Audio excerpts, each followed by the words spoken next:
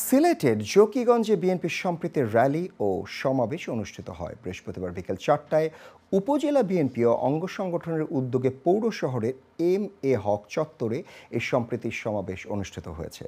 এতে প্রধান অতিথি হিসেবে বক্তব্য দেন সিলেট জেলা বিএনপির সহসভাপতি মামুনুর রশিদ মামুন। এর আগে জকিগঞ্জ ডাক বাংলো থেকে সম্প্রতি রেল বের করে বিএনপি।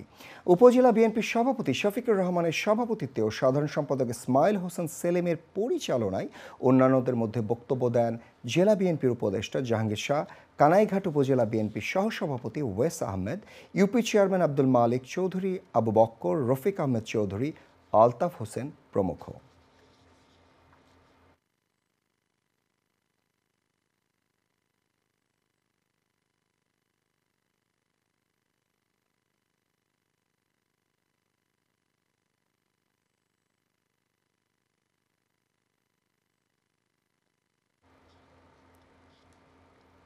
নিউজ টাইমের বাকি অংশ নিয়ে